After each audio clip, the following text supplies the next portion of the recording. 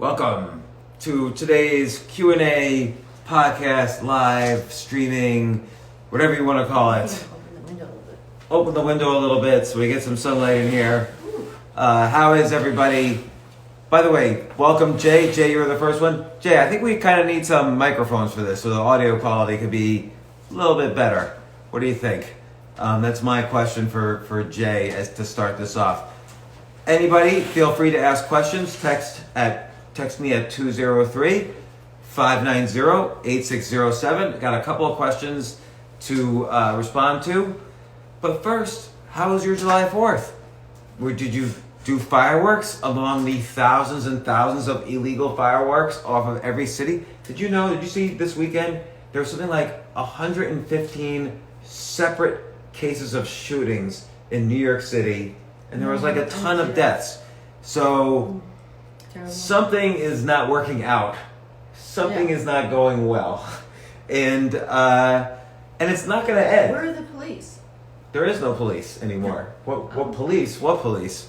That's, here's the thing. When you have 3 months, do you remember when, like, for everybody listening, do you remember when you started college and it's your first time away from your parents' home and you had all this free time because you didn't have classes, you didn't have to get the school bus at 7:30 a.m., maybe your first class was at 2 p.m., maybe some days you didn't have a class, and you had all this extra free time.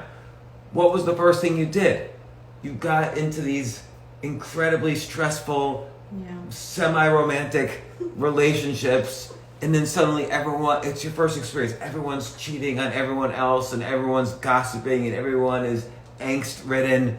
And imagine now 3 months of that, okay, where there's just nothing but free time, and then put on top of that the stress of pandemic, and then the stress of all the protests. And then, by the way, China just announced the Bubonic Plague is returning. Let's just keep obviously, right, it should be clear to everyone by now that we are in the middle of a gigantic simulation game, and it's going to be over soon. We might have another year of it left, and then we're all just going to wake up and we're going to realize we're these lizard-like creatures, and we all survived the best game ever. And we're going to want to go back in. Like, the game's over already? But we're going to miss it. We're going to miss Kanye West running for president. I listened to Kanye West music all day yesterday because why shouldn't he run for president?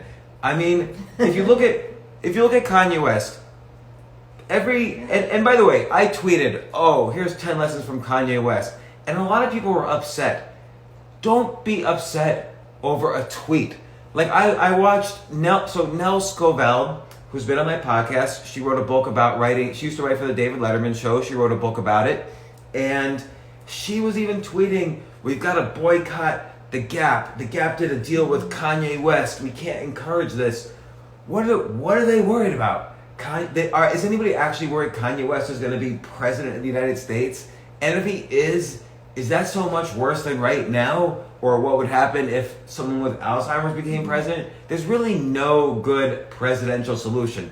And forget about him running for president for a second. Just for a moment, he is a person worth studying. He was a producer. He wanted to be a rapper.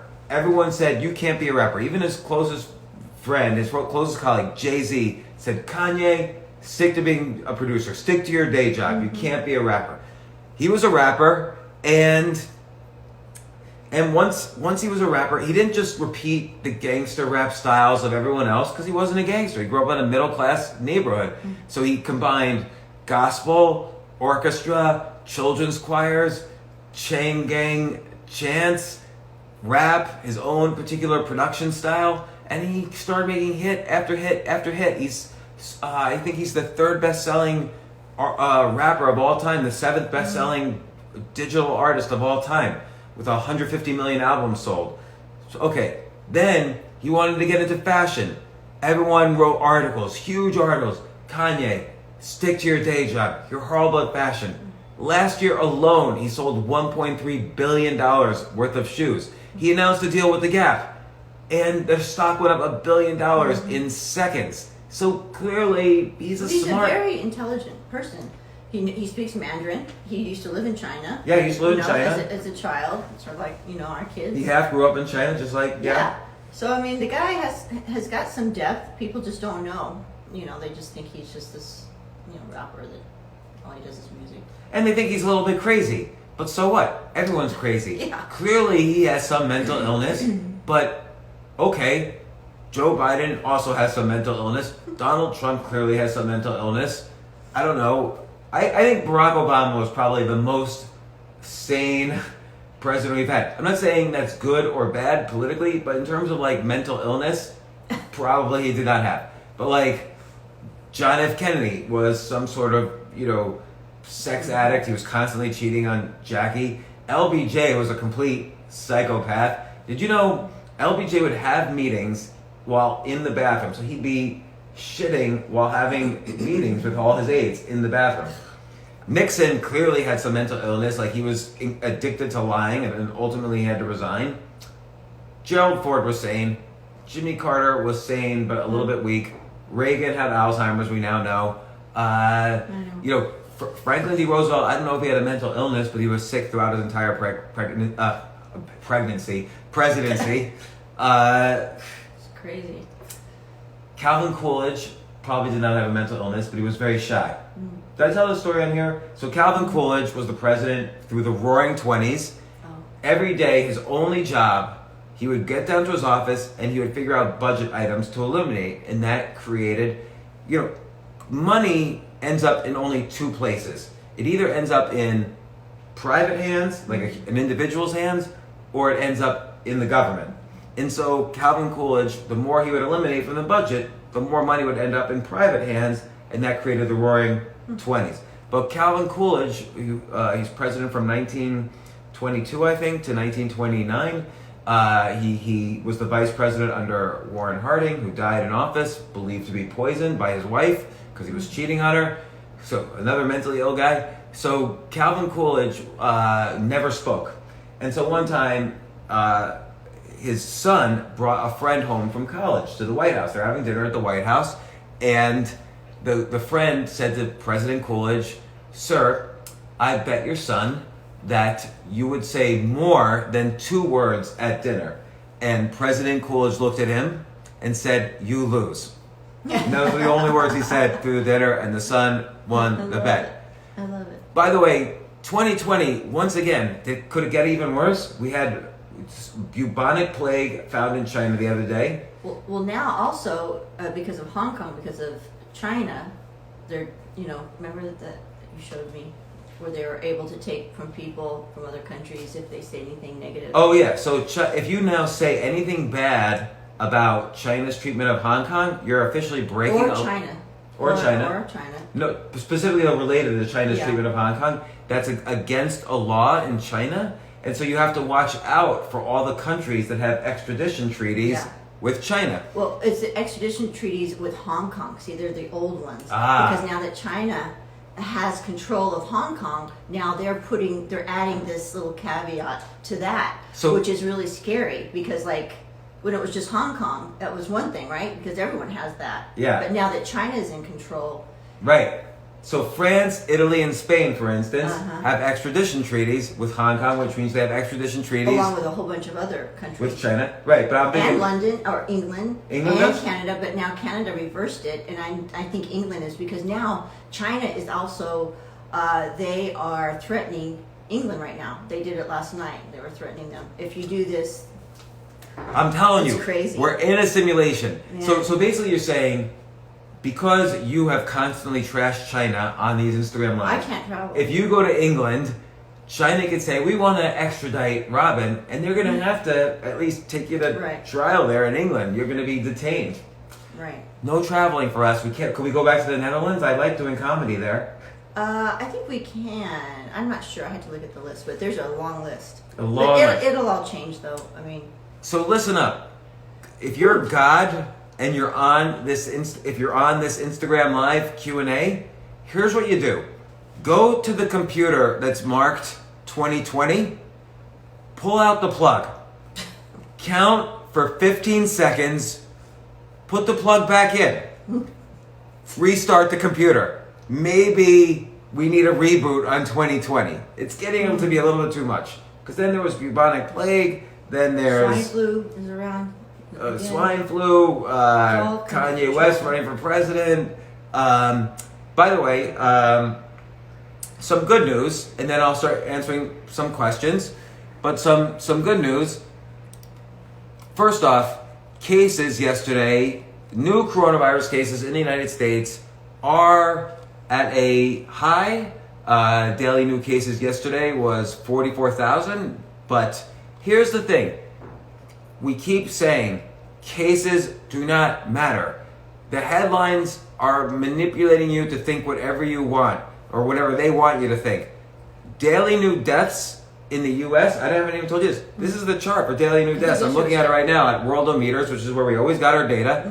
Daily new deaths yesterday was the lowest it's been in the United States since March 23rd. So daily new deaths were 211, and that's the lowest it's been since March 23rd. And yes, every death's serious, but there's 315 million people in this country.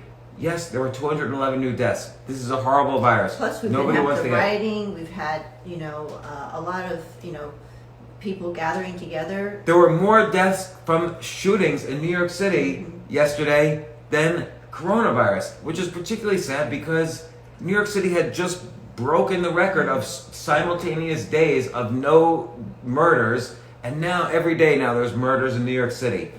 New York City, the latest data came out, I think it was on Friday, real estate housing is now 30% down to buy a home. Now, that's a real 30% decline. Like, people are desperate to get out of New York City, and it's happening at every price level. Right. I mean, it could turn into another autonomous zone.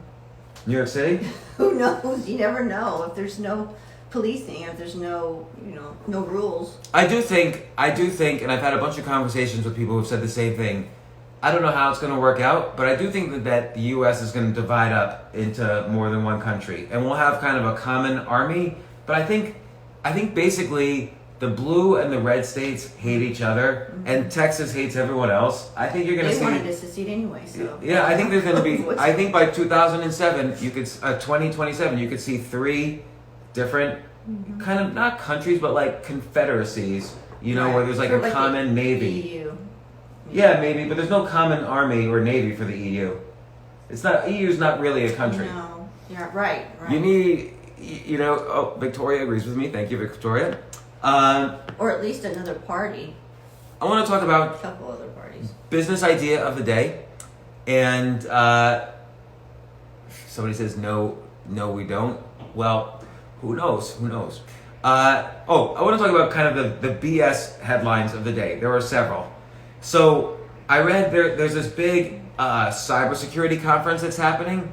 And it's a conference for people interested in what's called black hat hacking. So it's hacking illegally, but it's always worth studying. You want to study the good and the bad in hacking. So it's a conference about black hat hacking techniques. And they want to change the name of the conference because they think black hat might be racist. And the word black hat comes from, old Western movies where the cowboys wearing black hats were kind of the bad guys, and the cowboys wearing the white hats were kind of you can't cancel everything with the word black in it. Okay? By the way, good rule of thumb, when you cancel everyone, you've canceled nobody. So you can't cancel everything with the word black in it. Black hats have nothing to do with racism. It has to do with historically these cowboys, and it has to do with cybersecurity now. It has nothing to do with race. But you know what? Let them cancel it. Again, once they start canceling everything, they cancel nothing, and that's the end of cancel culture. So here's the other thing. I mean, really, even with the Bible, it's like they were saying like Satan is the darkness.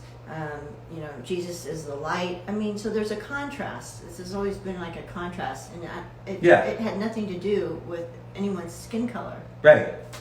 Yeah. Was it's the like devil nighttime, daylight? I mean, well, it's just, Jesus. How come they always make Jesus white in all the paintings? Well, he was not white. I don't know. Maybe that's just their. Well, it's because white people, Europeans, painted the painting. But I mean, he wasn't. He was an Arab. Or he was Semitic. He was me. So. An Arab, which you guys were brothers. Semitic, yeah. I guess it was Jacob in the Bible, right? Ishmael. No, it was Israel. It was Abraham in the Bible. Right. His two children were Isaac, which is Ishmael. the Jews, and Ishmael, which is the Arabs. So, another headline. I have never heard of this school, but in Virginia, there's a college called Emory and Henry College, and they're going to change their school mascot. You know why? Their school mascot is the wasp, and they like a hornet, the wasp, and they want to change their mascot because it is indicative, they say, of the acronym WASP, which is a white Anglo-Saxon Protestant, and so they're going to change their name. Are they going to change the name of the wasp too? Yeah, maybe they need to change the name of the insect. So that's another BS headline of the day. Wow. And I don't even have a good headline of the day. The good headline of the day is that there's actually good coronavirus news.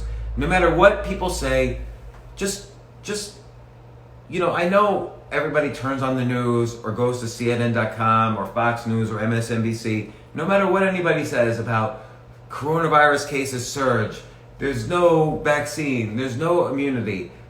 Here, let's just look at what we know is the reality. Deaths now per day are the lowest since the lockdowns began. So since March 23rd, that's really good news. And look, I'm saying this as someone whose first cousin, is on a ventilator right now in Florida. Knocking on wood, he gets better. It looks like he's getting a little better, but he's been on a ventilator for over a week, which is serious. But, this is a serious virus. Nobody wants to get it. But 215 deaths yesterday. And of course, once again, most of the deaths are either people in nursing homes or people with, who are over 80. So yes, take all precautions. I'll tell you personally what precautions we take. So we take all the vitamins you could possibly take. We stay healthy. We go out in the sun. If you go out in the sun around 1 p.m., that's when the most vitamin D is around. Go outside for just 10 minutes and you'll get enough vitamin D.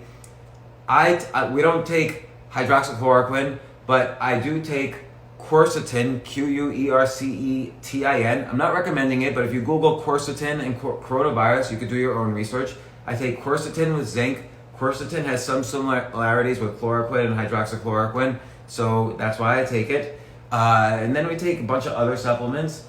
And we don't use any sunscreen because then that blocks the vitamin D. Yeah. So it's good just to go out. You look tan though. I do? Yeah. Oh, okay. Well, maybe it's because it's the 10 minutes a day. I never get tan. And here's another one. St. Louis wants to change their name because Louis XIV, who was a king in France in the Neanderthal age, was anti-Semitic. He burned some Jewish editions of the Jewish holy text, the Talmud, and I can guarantee you, as a Jew and someone who knows many Jewish people, nobody gives a shit that St. Louis is called St. Louis. We do not care. So, it's not as if. And look, I saw someone asked the reasonable question: if we take down all the statues, will we forget the examples of history? And this is on the other side of things. I don't think, why do we ever put up a statue for Robert E. Lee, a guy who waged war and killed American soldiers? But whatever. But I will say, it's not as if we need statues of Hitler in order to remember Germany. In egregious cases, there's no reason to memorialize, evil. But St. Louis, who cares? And the WASP, who cares? Or black hats versus white hats in cybersecurity. Who cares? Does not matter. So, I'm going to talk about one business idea of the day, and then I'll answer some questions. Here's something that's true. If you and I were going to get married, and let's say we were going to hold a big wedding, and let's say we wanted to do it right now, have a July wedding, what would we do? We wouldn't be able to invite old people. People aren't flying as much, and airline tickets are 96% down. Let's say you wanted to have a good old-fashioned traditional wedding with 100 to 200 people. You wouldn't be able to do it. Would you wait? probably not. I mean, I don't know. No, I wouldn't. But that's me. I mean, so I already had a big wedding. But these kids that are, marrying for the first time, I guess they are waiting. But maybe they're going to wait for a long time. Or they just go to the beach and everyone's spread out and everyone has their masks. And just do it a different way. Or you do it on Zoom. Yeah, so here's my idea of the day. Tell me what you think. Okay. You guys tell me what you think. So, a Zoom wedding planner. Because people still want to get married, and they still want to have that intimacy of seeing their friends, and they still want to have toasts, and they still want to have have a dance with their partner, and they want everybody to come together and celebrate. And yeah, sure, a beach wedding is good, but then people have to fly. Nobody's flying. Like old people are not going to fly. You need your grandparents and your booby and your uncles and your aunts and the parents of your best friends growing up, and so no one's going to fly. So a Zoom wedding planner is going to be a legit profession. So because here's the thing too. What's the things that you normally get in a wedding? You get gifts. You take photographs, you put together a wedding album. Again, you have the camaraderie of all your friends making toasts, and you have, dances and games. So a Zoom wedding planner would still plan the schedule. By the way, the laws state by state are also interesting, because in some states, the priest or the judge or whatever has to be in the same room as you, and in other states, they don't. So in New York, they just changed the law so the officiator does not have to be in the same room as you, but some states do. So a Zoom wedding planner would plan first, would tell you the laws state by state, and so you're actually getting married. So then they would need to come up with the schedule. They would need to send out all the evites to people, inviting them to Zoom. Keep track of the laws. Maybe you want to send gifts to each guest. You know how, like, you go to a wedding, there's gifts waiting for you at the hotel, or there's a bottle of wine at the table. So wine needs to go out to everybody. Maybe even meals need to go out, or surprises, some kind of surprise, or something, some kind of nice cards or letters. Then, at the wedding itself, there needs to be the ceremony, and then you need to have kind of a Zoom photographer to take photographs or screenshots, or get other people to take photographs. When you send everybody, here's maybe a classic thing, send everybody like a Polaroid camera, and then they have to kind of send you the Polaroids that they took, and the Zoom wedding planner would keep track of those and put them into the album. Then do breakout rooms, and that would kind of be like the tables, and you have like fun things in the breakout rooms, and then you need and then the wedding couple goes to each breakout room and says hello to everybody. Then you need a receiving line for the bride, so people have a breakout room where they could go visit the bride and chat with her, or the groom. And again, the photography, planning the album. So I think a Zoom wedding planner, this is not a $10 million idea, but if you charge like somewhere between $3,000 and $5,000, and then as the service, okay, instead of a wedding planner who charges $30,000 or $40,000, and then you charge a 10%, up to a 10% more on everything you buy, like the bottles of wine and the, whatever else you send to all the guests, the nicely done invitations and so on. You can make a decent living, and you hire people to work for you for a salary, but you're making, so anyway, that is the idea of the day. Idea. Yeah. Or you can just make hazmat suits, and like tuxedo hazmat suits, and formal ones, and that way people can just come. People still have to fly. Wear their hazmat suits while they're flying. Oh yeah, that's something that's fun for everyone, fun for the whole family. Hazmat fashion. I'll tell you, the idea that we need Zoom wedding planners makes me so much happier, because I don't ever want to go to a wedding ever again. I'm 52 years old. I've been to maybe 2 weddings in my life, other than like my own weddings, and that's it. So I'm so happy at the thought of, another BS news of the day. Marvel Comics deleted an image of Captain America from their Twitter account because it was wrong timing, they said. Really? Yeah, I don't know why. Okay, here's another business idea of the day. I talked about setting up a coronavirus compliance business where you go from corporation to corporation that has multiple offices all over the world, and how they, get compliance and so on. I think you can make a smaller version of this same idea, but focus just on schools. So again, schools, state by state, there are different laws. District by district, there are different laws. And depending on the medical needs of the children and the teachers, there are different situations.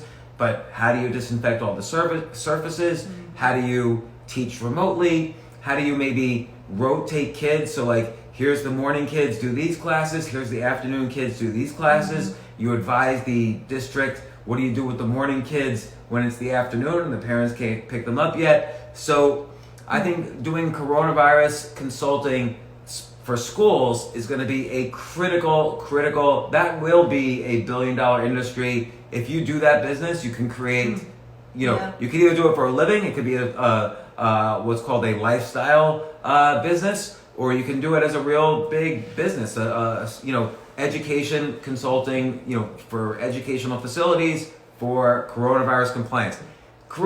These issues are not going away. No one is going to be, there's no normal anymore. We're not going back to a normal. Even if every newspaper article says the coronavirus, we defeated it, it's gone, there's always going to be people who say, you know what, I'm not taking any chance, I'm going to stay home. I mean, I've seen the range of reactions from people. I know one father who, as soon as the lockdown started, he locked himself in a room. His wife and 2 kids have not seen him. They just leave the dishes for him because he's immunocompromised and he got very paranoid. And so we're seeing all sorts of his daughter snuck out of the house once to see her boyfriend, and she got locked in her room for the next month and couldn't go to her graduation because as punishment. So everybody's going a little bit crazy. We're at our wits' end. Shootings are happening all over the place. Kanye West is running for president, which is fine. I'm for it. So I'm going to answer some questions, and also if there's any questions here, Jay will keep track of them and he'll send me something, or again, you could text me questions. Jay can put the phone number up. I've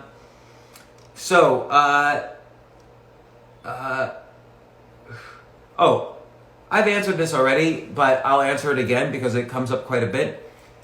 If the Federal Reserve is printing so much money, we're doing trillions of dollars in stimulus. If the Fed is printing all this money, this person says that her father or her husband says there's going to be massive hyperinflation, which means if something costs $1 today, maybe next week it'll cost $10, and a week later it'll cost $100. So I think upstairs I have a $1 trillion bill from Zimbabwe, because Zimbabwe had hyperinflation. Well, the good news is there is not going to be hyperinflation.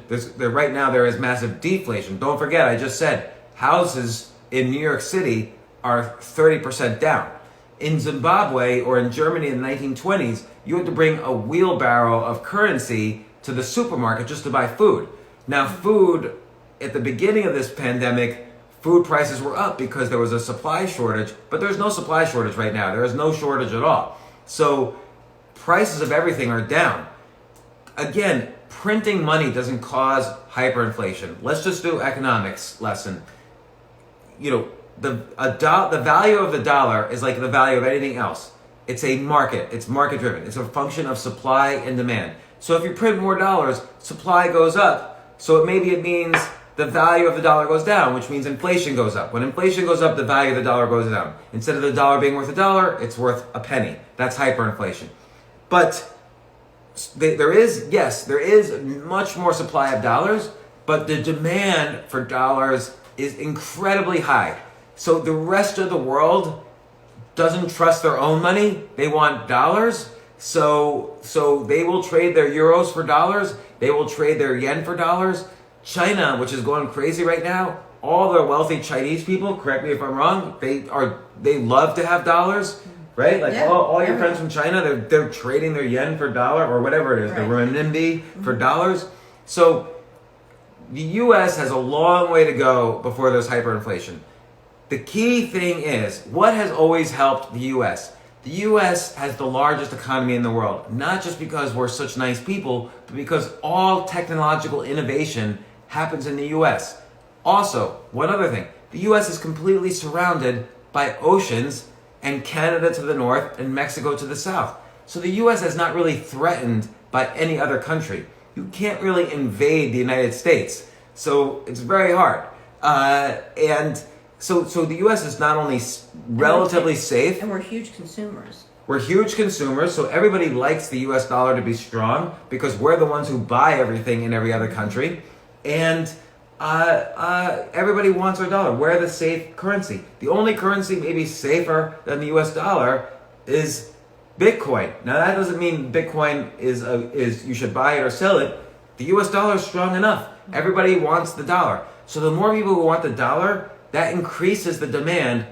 When the supply is increased, our biggest issue as a country and as an economy is the deflation that happens when 40 million people simultaneously lose their jobs. So the solution, by the way, for the deflation is give people money. Give the bottom half of society, anybody who makes less than $100,000 a year, $50,000 a year, give them all $10,000. Don't give corporations any money at all. Just give each worker in the U.S., let's say there's 100 million workers, give the bottom half of them, 50 million workers, $10,000 each. So what is that? That's I don't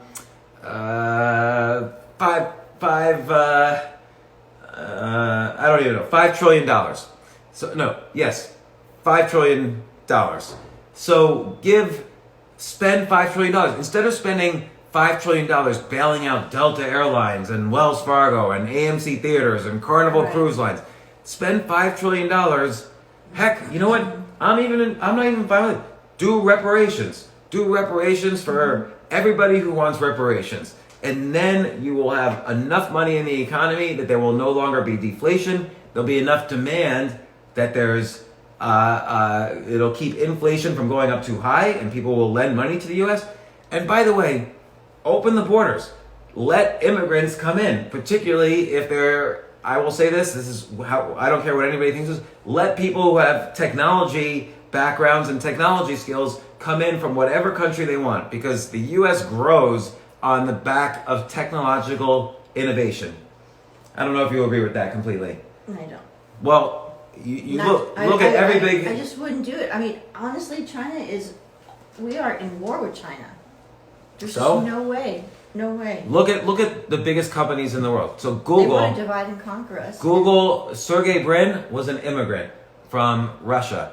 All of these countries are run by immigrants from China, from India, from all these places that have, I don't know, for whatever reason, they have great technologists and they keep coming here. But once you start blocking them off, that could hurt the U.S. But, all right, we'll see.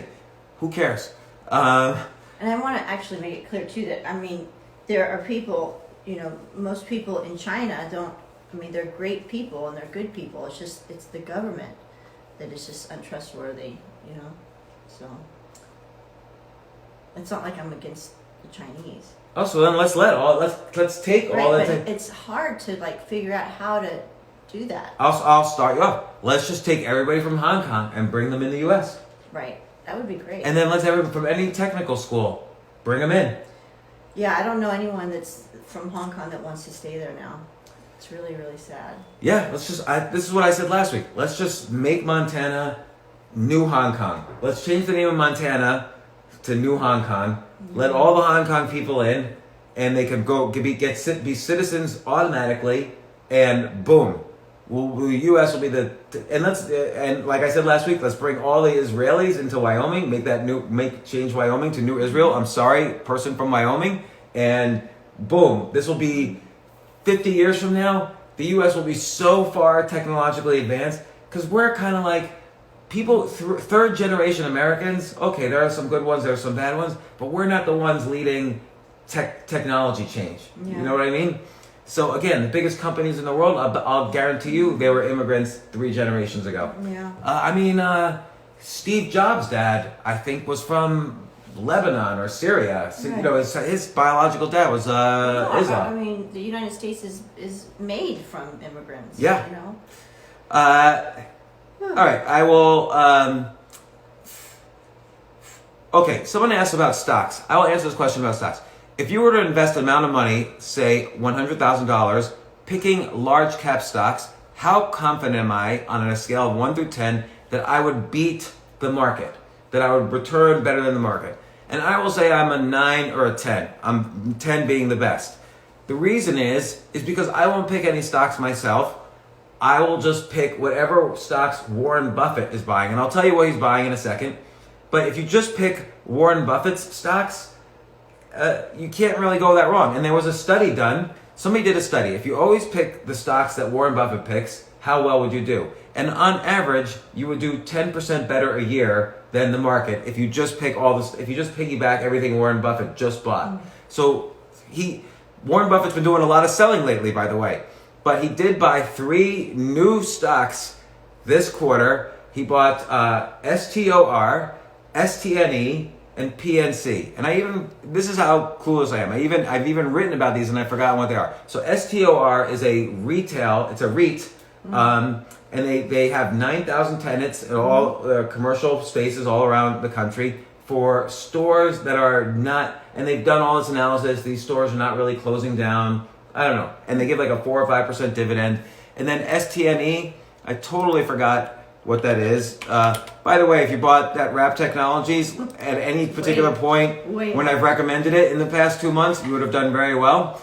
STNE is, this is the Square of Brazil. So Square, run by Jim McKelvey, they allow mom and pop shops all around the country to accept credit cards. So Warren Buffett, he looked at the model of Square, he said, let's see where other countries are doing it in. So he bought, whatever the name is, StoneCo, STNE, and they're the Square of Brazil. Again, economy independent. Tens of millions of people need to accept credit cards, particularly now that cash is kind of going away, in part because of the pandemic.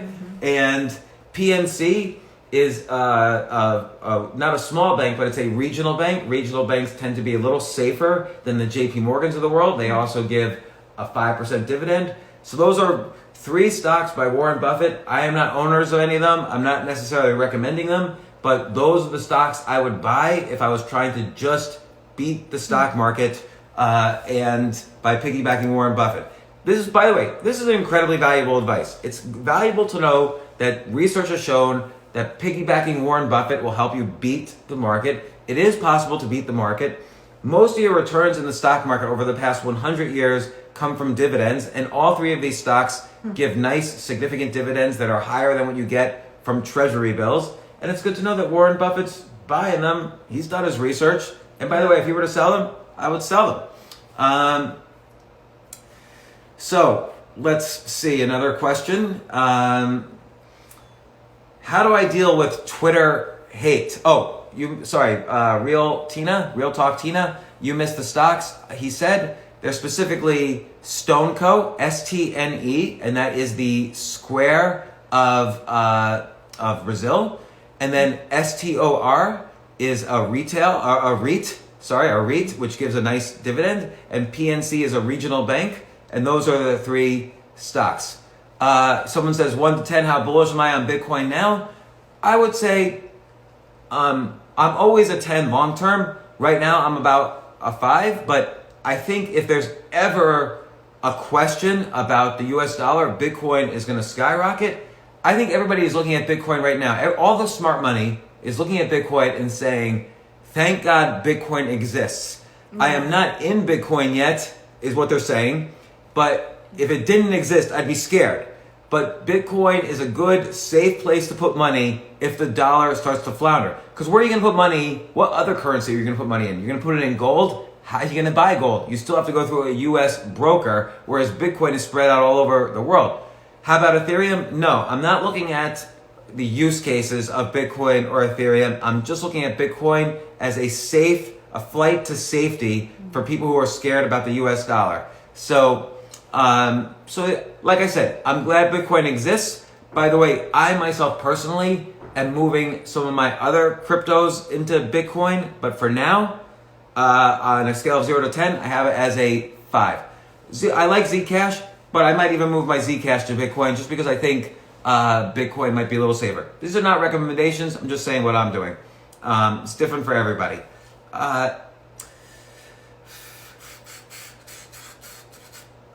Oh, let me see if there's any other questions. Somebody asked me also last week, they don't want, so I've given a bunch of 30-day book challenges, and let me know if you want me to summarize those in a future one of these lives. But somebody asked, a lot of those 30-day book challenges involved a tiny bit of research. And this person asked, what if she doesn't want to do any research? The answer is, don't worry about it. Here's what I would do. What's a good reason for writing a book? A good reason for writing a book, and this has never occurred before in history, but you can write a book now and upload it to Amazon. You'll have no customers, but maybe if only one group of people are your customers, it's worth it. And that's your great, great, great grandchildren. Like, I wish I could look back at my great grandmother or my grandfather or my great great grandfather who came to the US, and I wish I could read his story.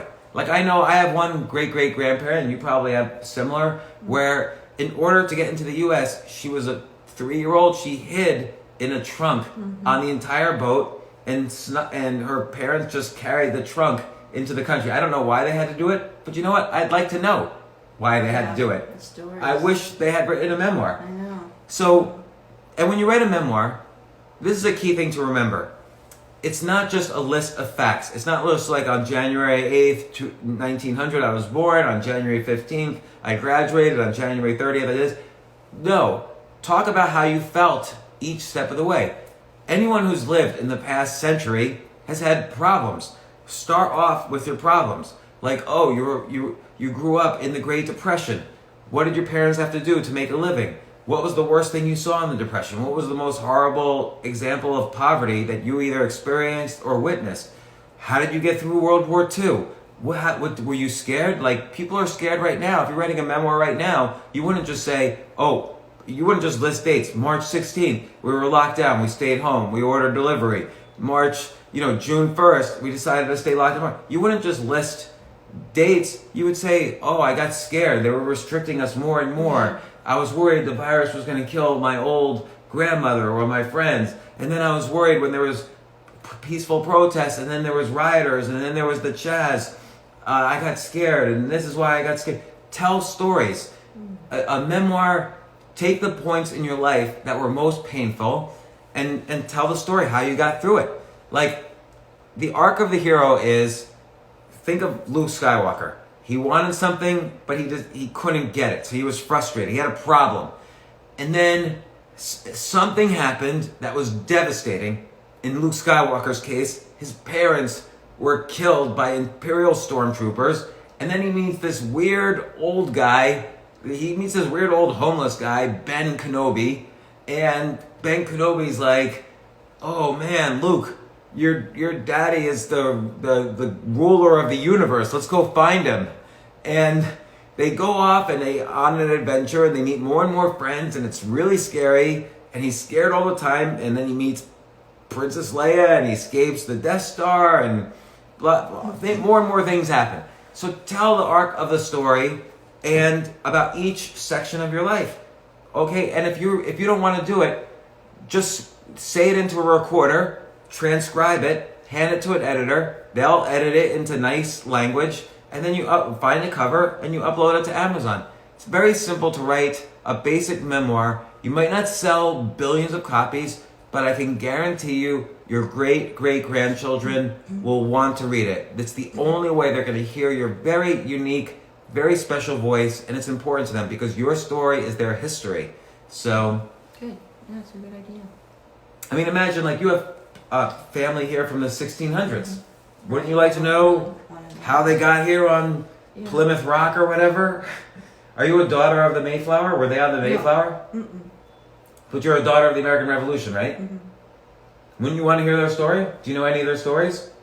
I'm learning their stories. I'm researching it. What's like one of their stories? I don't have one that I can tell you really right now. Okay. Yeah. All right. Well, I'm going to talk as quiet as you, and then nobody can hear us ever. But we have a lot of questions, though. People are wanting some questions. All right. Let's see more questions. So somebody, and it's a regular here. I'm sorry to hear this. Or maybe. Walked out of an unhealthy job situation, got a new job that has a bison ranch attached to it. I quit this past Friday. Could you talk about changing jobs during the pandemic? Wait, he has a bison ranch? Yes. He wants... In a new job. He's got a bison ranch attached to his new job. So I don't know what his new job is.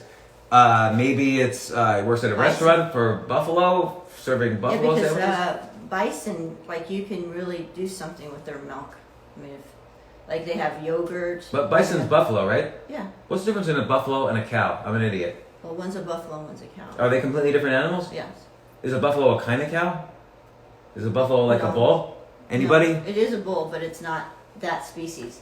It's a different species. So, someone has a bison ranch attached to his new job. I don't know why that's related to the job, but in general, when you get a new job, here's what I always recommend. Do several things. First off, very important, overpromise and overdeliver. Okay, Chris, it's organical bison. What's the job? Is it a restaurant, or are you doing something with the bison? But I will give you some suggestions. So, in general, so you're a meat cutter. That's great. So you know what I would do? I would see, and this is related to new businesses that people could start, and you can maybe even do this on the side with a new job. I would set up a meal delivery service. So right now, people are afraid to go to the grocery store. People are afraid to have delivery. Not everybody, but some. And I think right now a big boom is meal prep, meal delivery. You could deliver to schools, you could deliver to households, you could charge, $10 a meal, but make it for like $1 a meal. So meal delivery services are great. And could you imagine doing meal delivery or doing food delivery? Get enough bison, bring it home, set up a regulated kitchen, and sell and have a menu that's just bison. Right. And bison sandwiches with coleslaw on it, bison sandwiches with pineapple on it. Ew, disgusting. But you could sell whatever you want. It's really good, actually. Bison's great. Milk, yeah. Buffalo. So here's what I would do. In general, when you're starting a new job, overpromise and overdeliver. Someone says, well, don't you mean underpromise and underdeliver? Underpromise and overdeliver? No, always overpromise. If they say, can you make 2 of these? Offer to do 4 and then deliver 6. And everybody else in the world is underpromising and trying to overdeliver. Sometimes they succeed and sometimes fail. If you're the only person at your new job who's overpromising and overdelivering, you will shine. So my very first corporate job, some weekends I would stay there and I would just put in that little extra effort that would show that I'm over-delivering, and I rose up so fast, it was ridiculous. So, always overpromise and over-deliver. Second thing is, always give your boss all the credit. So if people say to you, hey man, you did a really great job. Say it's all thanks to my boss. Give your boss as much credit as possible. Or give your coworkers credit. Hey, this was a team effort. Give, Rob, Janet, Sylvia, whatever. Give them as much credit as possible. You want to be a credit machine. People are attracted. You become the magnet. People are attracted to the people who give out credit freely because you're not hoarding it. And then they know that you're the generous person. That will build your career forever and ever and ever. The other thing is, get to know all the secretaries at your work. So take them out to lunch, have phone calls with them, get to know them, get to know all the secretaries. The secretaries are the key to running all the executive schedules. I was going to say he could do like a organic buffalo tour or something, or have kids like a camp where they can actually help. If they allow people into the ranch. Right, but maybe they can start something like that because teaching kids about organic farming and meats and Also, I've never seen an organic bison or even a bison cookbook. Make a bison cookbook. Really, just for buffalo meat? Yeah. Oh, I've never seen one, and you could write all that stuff in the cookbook. And that would be interesting. So again, spoken wheel, your new job, even a job is a wheel and it has many spokes from it. So when I was working at HBO, you would think I was an employee, and yet I built a website. So I started building websites for other companies. I was working on a TV show, so I started working on other ideas for TV shows. I turned everything I was doing into the spoken wheel approach. I was just starting to use the internet. So I wrote a book proposal, which never got published, for a book about the internet. This was in 1995. So everything you're doing, think about what's all the things that branch out of that. Cookbook, camp, delivery service, cheese making, organic cheese, buffalo cheese, yeah. Buffalo milkshakes, yeah, whatever.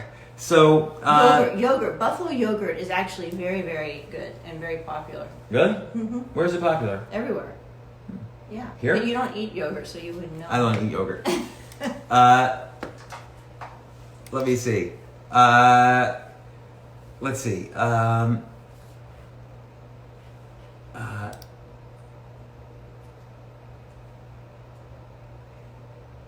Okay, what's your recommended way to value an online app if I funded the development myself and now I want to take on an investor to help? Great question. So if you've never, so basically this is similar to the question, if you just started a business or you created software to just start a business and now an investor wants to come on, how do you value the app? First thing is, do you really need an investor? Maybe you need an investor because you want to quit your job and you work on it. Maybe you need an investor because you want a software developer, but I see you created the app, so maybe you don't need a developer. Here's what I would recommend. Before you get an investor, get users.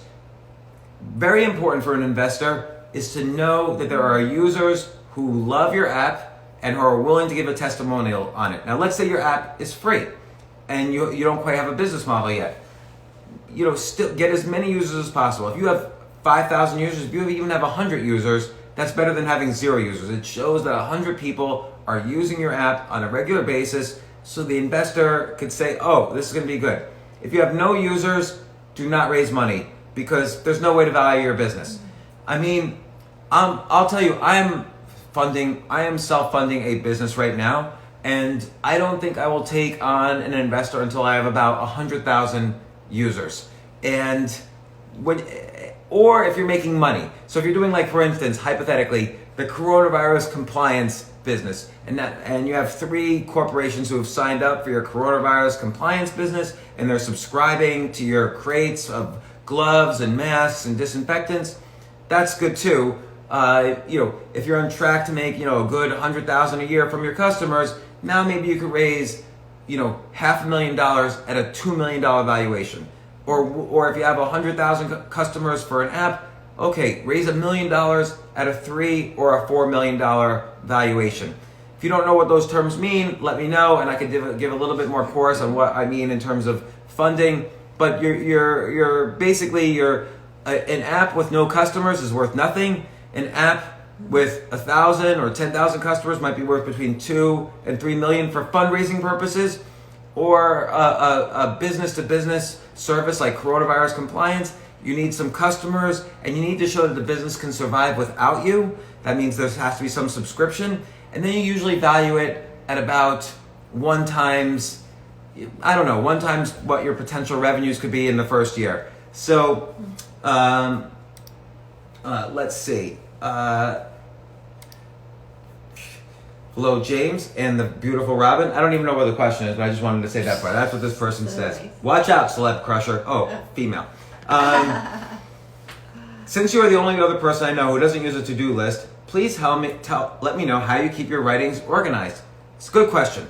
So, for instance, when I write down stand-up comedy, I write myself a draft email, and I'll send myself an email, and the subject line is always jokes XXX. So then, if I ever want to see what are my latest thoughts on jokes, I type in jokes XXX.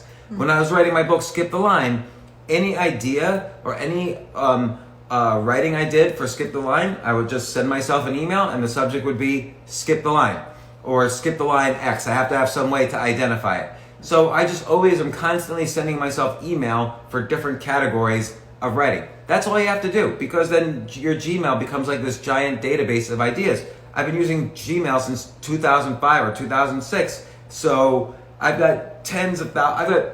I've got let me see. I've got 321,182 unread emails in my inbox and 543,465 emails total in my inbox. And that doesn't include spam or anything else. So, okay, someone asked a good question here. Why is your next book? So my next book's called Skip the Line. It's actually available for pre-order right now on Amazon. You don't have to pre-order it though. It's coming out March 23rd. Why is your next book? Am I not using self-publishing? So I always recommend self-publishing. I published in the first part of my writing career. I've used many mainstream publishers. I used Wiley, HarperCollins, Penguin, Hay House, maybe some others I forget. And then I self-published my biggest book ever, which sold over 1 million copies. Choose Yourself. I self-published that. The reason I self-published that was because I could release it right away. Like now I have to wait till March 23rd, 2021. I released Choose Yourself 2 weeks after I finished it. And I was completely in charge of pricing, marketing, business deals. I did business deals. I'll tell you one business deal I did. So I published the book on like June 3rd, 2013. In August of 2013, I did a business deal, a marketing deal for Choose Yourself. I said, I'll sell the Kindle version, the ebook of Choose Yourself for $30, and I wrote like 5 new chapters, and I piggybacked it on someone else's email list. $20. Piggybacked, like someone sent it to their 2 million person email list, and they recommended it. They said, get this guy's book and his 5 free chapters, and it's only cost $20. The Kindle was selling on Amazon for 99 cents, and I didn't even have to change the price because I wrote these extra chapters. And then this guy split 50-50 with me. Within 2 weeks, he sold out 20,000 books for $20. I got a check for $200,000 because I was able to make my own marketing deals, and that's that's such a great benefit. One of the many benefits of self-publishing. So you ask the question, why am I using a mainstream publisher? Well, it's good to just not do the same thing all the time. This is my 25th book, and for about 13 or 14 of them I've self-published. For maybe 10 or 11 of them I published mainstream. With this book, I'm working with an editor that I worked with 10 years ago, and I really like her and think she's smart. So I wanted this to be by far my best book ever. Like, I put so much into it. I wanted to make sure I had an editor I really trusted. So I knew this woman, Hollis at HarperCollins, is the best editor I've ever had. I wanted to work with her. We've been talking for 10 years about working together again. I don't know what will happen. The one problem with publishing is you kind of have to do all your own marketing. So I know I'm going to have to do all my own marketing. But I already saw she did such a great job on the editing. We did 4 or 5 revisions back and forth. There's going to be another revision with proofreaders. They'll help a little bit with marketing. I have a call scheduled after this about marketing actually on that book. They arranged the call. So speaking of which, tomorrow I will do another 30-day book challenge, and I'll summarize the other 30-day book challenges. And I really want people to take it seriously. You can and should write a book, and I'll give you the complete business model for book writing, newsletter writing, and then what you do next after your first book, and how to market it, and so on. Plus some more business ideas, plus questions. Ask questions to 203-590-8607. You can ask anything you want about parenting, business ideas, creativity, writing, coronavirus. Don't forget, the good news of the day is that the daily new deaths in the U.S. is at its lowest point since March 23rd. Congratulations. We're the greatest generation now. Screw all those World War II people. This is the generation that survived 9/11, that survived the boomers, that survived the Great Recession, now survived coronavirus. It's going to survive the Bubonic Plague next. And we're going to survive this presidential election, God willing. See you tomorrow, and I'll store this whole feed on Instagram, and later on in a couple days on podcast. So, see you tomorrow, 2 p.m. Eastern Time. I'm also going to talk about people I hate. See you then.